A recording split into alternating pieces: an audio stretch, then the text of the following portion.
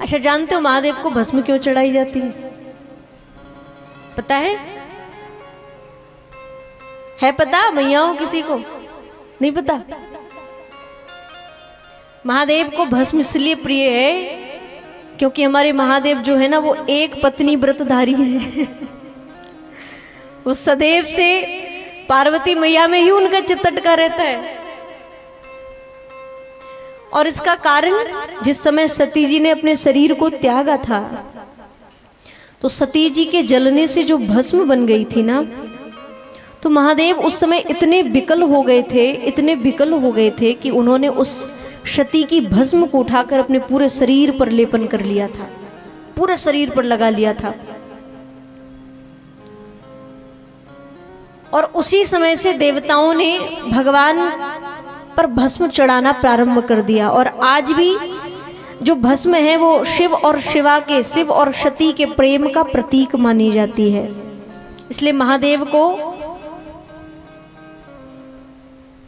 भस्म का लेपन किया जाता है, उससे बाबा बड़े प्रसन्न होते हैं। और जब जब शिवा का स्मरण आता है ना, शिवा के उस त्याग का स्मरण आता है कि मेरे अपमान को ना सह सकने के कारण शिवा ने अपना शरीर जला करके भस्म कर दिया था, भगवान महादेव इसलिए बड़े प्रसन्न हो जाते हैं शिवा का स्मरण आते ही।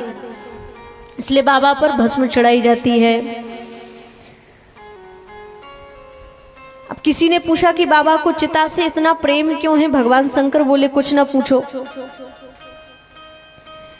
एक बार की घटना कि एक व्यक्ति मर गया तो लोग उसको उठा करके ले जाते हैं ना।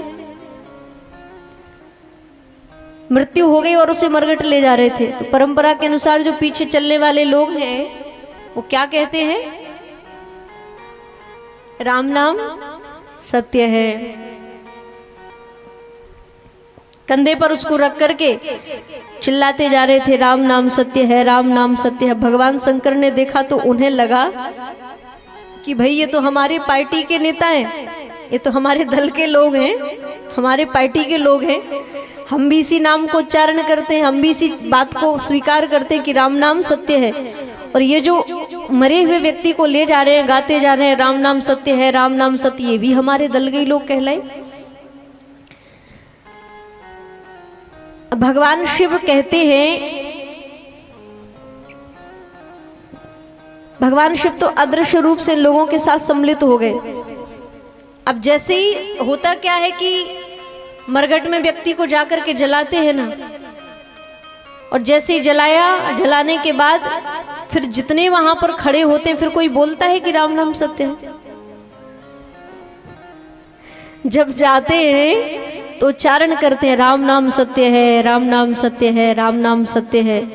और जब लौट करके आते हैं तो कोई कहता है कि राम नाम सत्य है? बताओ, सब राम नाम सत्य हो वहीं छोड़ के आ जाते। और इतना ही नहीं, जिस समय चिता जल रही होती है ना, उस समय जो जलाने वाले जो लोग होते हैं ना, वहां खड़े रहते हैं जो 2-4 लोग, तो आपस में वार्तालाप करते हैं, आपस में चर्चा करते हैं।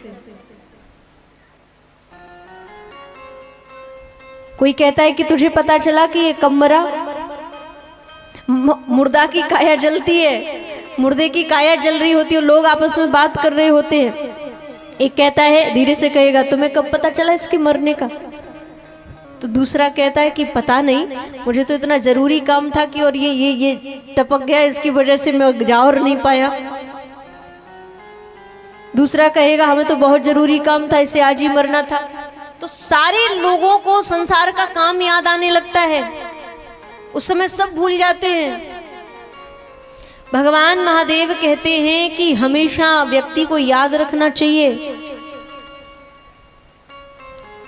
कि जिस तरह तुम दूसरे को जला रहे हो, उसी तरह ये शरीर जो है ना, जिस समय जलते मुर्दे को देख करके तुम्हें संसार याद आता है, संसार का काम याद आता है, उसी तरह तुम्हारे शरीर को भी जल करके भस्म होना है, तुम्हें भी जलना है। संसार में शमशान पर खड़े होकर के भी व्यक्ति का वैराग्य नहीं जागता। सोचिए जरा, शमशान एक ऐसा स्थान है, मैं तो कहूंगी कि मंदिर से भी अधिक जरूरी है शमशान का होना। मंदिर एक बार ना हो चलेगा भी, लेकिन शमशान होना बहुत जरूरी है गांव के निकट। मंदिर में जाकर व्यक्ति को भाव जागता है, भक्ति जागती है, लेकिन वैराग्य नहीं जागता। और जब तक वैराग्य नहीं जागेगा भगवान का भजन प्रारंभ होगा ही नहीं।